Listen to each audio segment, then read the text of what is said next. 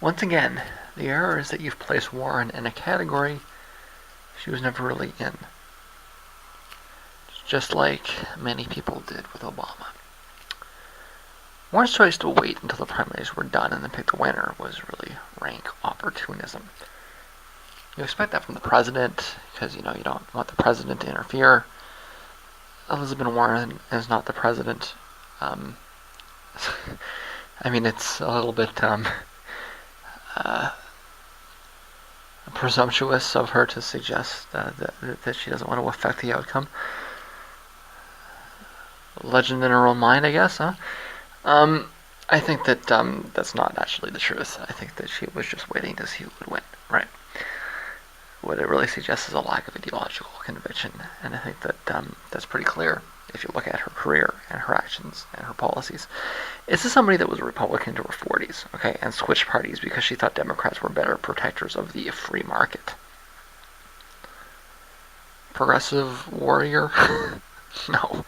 She's then spent basically her entire career trying to turn the clocks back 100 years to a time before market theory was discredited across the spectrum.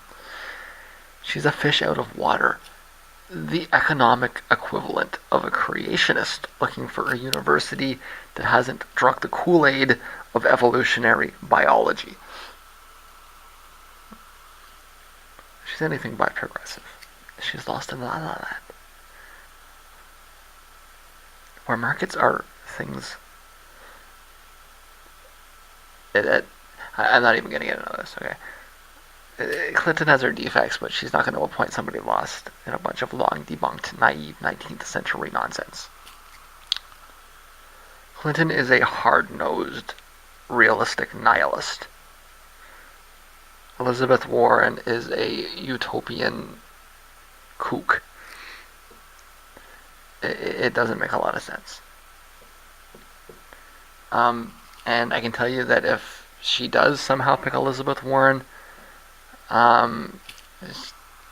Clinton is basically going to shuffle her off to the convent at the first opportunity that she gets. If I was Elizabeth Warren, I would turn the job down because it's more of a way to get rid of her than anything else, right? The reality is that in Washington, I know that progressives think that she's very well respected and everything, but the truth is that in Washington, on the Hill, in the House, in the Senate, she's actually widely seen as a crackpot. Her ideas are not well respected. She's not taken seriously. She's usually ignored. She gets lectured a lot. And it doesn't it doesn't really make any sense, okay? Based on what we all know that what Clinton wants, right? Clinton wants somebody that's, an ideas person, somebody that can help her get things done. Elizabeth Warren does not have the kind of leverage that Hillary Clinton wants. Okay, that's the reality of it. Warren's ideas about banks are something akin to resurrecting Betamax and HD DVD. They failed the first time, so let's try it again. Regulation doesn't work. I'm sorry. Okay? It just doesn't. I know she has a big email list. Okay? But there's a reason she's broadly seen as a fringe idiot in Washington. And that's the truth of it. There's a article here at the Daily Beast, old article at the Daily Beast, which is useful in kind of getting an idea about Clinton, right? Or what Clinton thinks. This article is useful because it really gets to the crux of it as to what an actual left-wing analysis of these situations would be, and that would come from Gabriel Oak. As with much of this stuff, I have not read his books directly. my academic background is in mathematics, and physics, and to a lesser extent law. So a lot of what I'm getting about this is secondhand, reading it through articles, or I should be careful. I don't want to discredit myself, right? I mean, I've read my share of political theory, right? It's just, I mean, like this is widely considered a classic, right? And I need to just be clear that it's not actually a book that I've read, but I mean it's kind of everywhere on the real left, about the value of regulation, right? The left gave up on regulation quite some time ago, by understanding that what we call regulation is in fact a scheme that's been thought up by the people that are supposed to be regulating in order to control markets, right? So what is regulation? Regulation is a way for large corporations to control markets, which is not, it's the opposite of what they tell you, but what they've told you is not true, right? And this you can get from, I mean, you can get to this argument from the right or the left, and usually when you can get to somewhere from the right or the left, there's some validity to it, right? Another argument that you can get to from the right or the left is the minimum guaranteed annual income.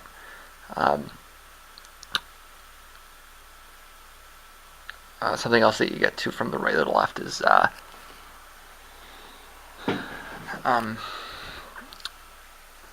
the idea that the Soviets were largely fronts for American banks and etc. Right? I mean, a lot of it, it's so the way this theory works is like this. Okay, you get these big capitalists, right? And they look at the market and they say there's too many people in the market. We want more control over that market. So they go to government, and what is government? Government is a tool for the bourgeois class, right?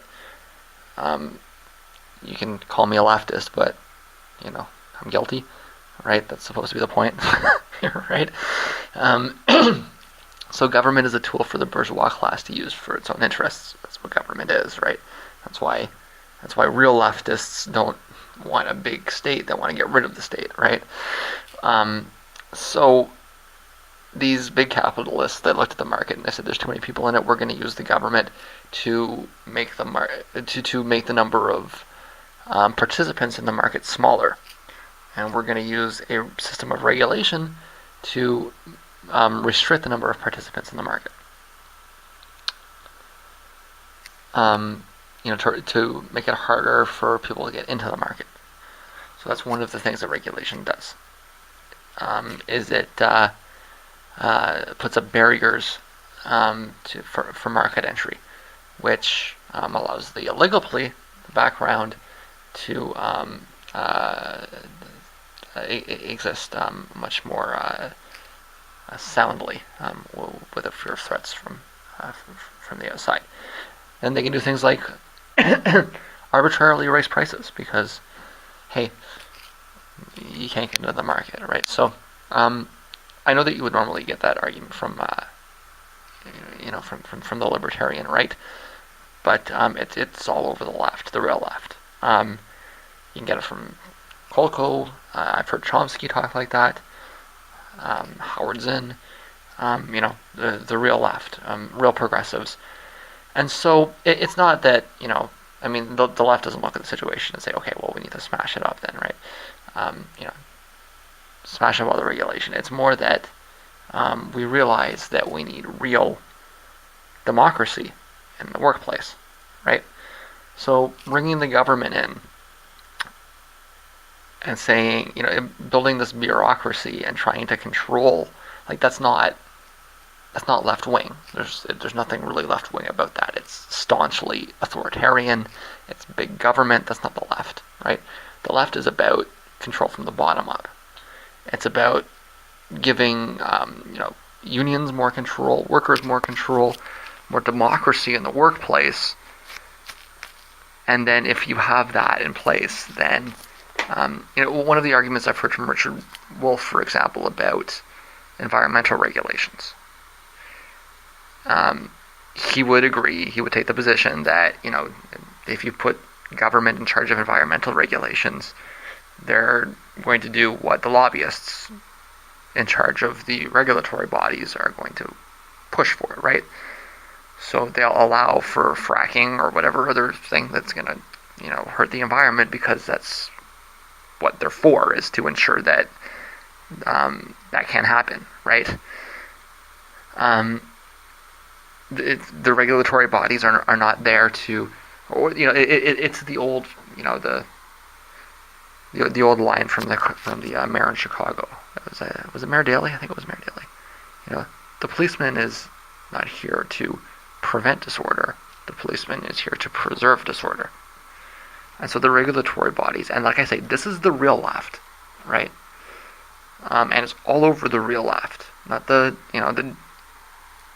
pretend left from the Democrats, but the actual left. And sources are all over the place. I'm citing this article here because it goes back to the guy that wrote the book on it. But look for it. It's everywhere on the real left. Is that's what the regulatory bodies are there for? Is to preserve the disorder, to ensure that the cops are on the side of the bad guys, right? And so when you set up these bureaucracies and you set up these systems, you're ensuring that the corruption can continue by creating the facade, right? And that was his book. His book was saying that this isn't an accident. This is by design. Okay, so you had these big capitalists, and they set it up, and it's not that it backfired. It's not that it failed. It's that it was meant to work in the interests of these capitalists, these industrialists, right?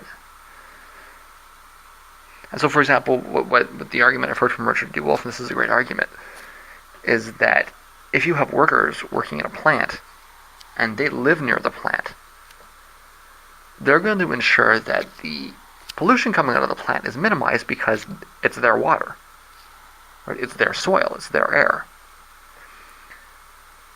If you have this capitalist class owning the means of production on top of things, then they don't care because they live on the other side of the country, or they live in a mountain in Wyoming or something, right? I don't know exactly where the Rockies is. Do the Rockies go through Wyoming? You get the point, right? They live far away from the industry.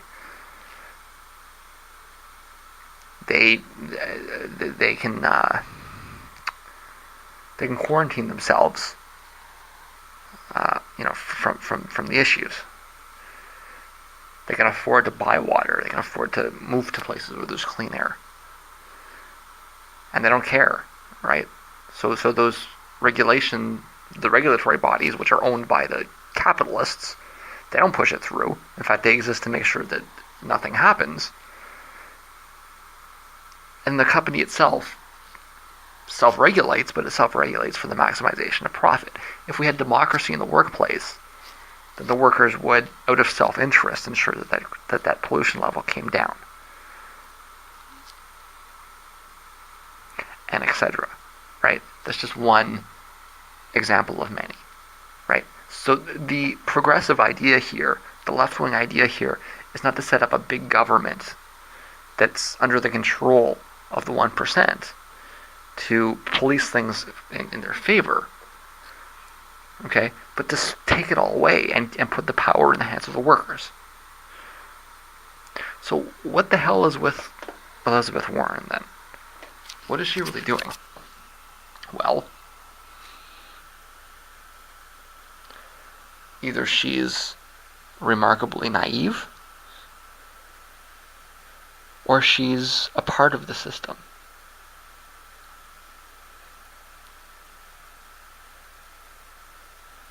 Right? You can kind of make your hypothesis there. I think she's naive. And the reason I think that she's naive is because I've seen her argue, in the House. I've seen some of these things, and the way people react to her, it's like they talk down to her like she's a fifth grader, as though she just simply doesn't understand the way the system works. And it's consistent, right? I know that you'll see the clips on YouTube from these quote unquote progressive websites that take like little bits out of context, and then the headline is like Warren smacks down mean Republican or something. But if you actually watch the whole thing, okay, regardless of what side you agree with, regardless of what's right, it's crystal clear that the people that she's talking to do not take her seriously, have almost no respect for her, and just see her as a fringe crackpot that they don't even really want to give a podium to. Meaning that if Clinton walks down this route, I mean, I'll be shocked.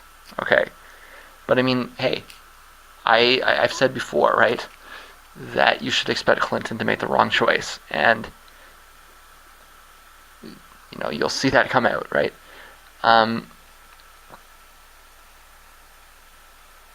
I've pointed out before that I'm a caricature of the Bernie supporter. I'm way to the left, okay, even of your average Bernie supporter. I would not be swayed at all by picking Elizabeth Warren as VP.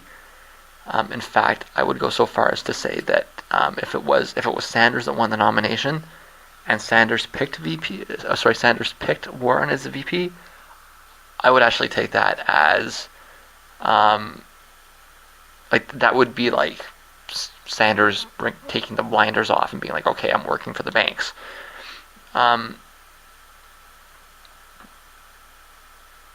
So does that? So what does that mean here, really, right? I really ultimately think that this is the idea that they're floating it, they're looking at it. It was probably something that was put into the campaign, or put into Clinton's. My guess is that Warren was the last person that Clinton began to consider, and it's more just a question of being rigorous, right? I don't.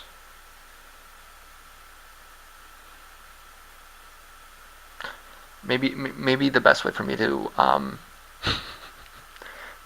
explain what I'm trying to say is this: Clinton is bad. Okay, she has bad judgment. She's going to be seen as she's going to walk out of the Oval Office. She's going to be widely seen as incompetent. Okay, she's awful, but she's not that bad. She's not so bad to pick Elizabeth Warren as vice president. She's not that crazy. She's not that clueless. She has better judgment than that. And whatever bad pick she picks will not be as bad as this. And if this is the pick, then we've got a long election in front of us.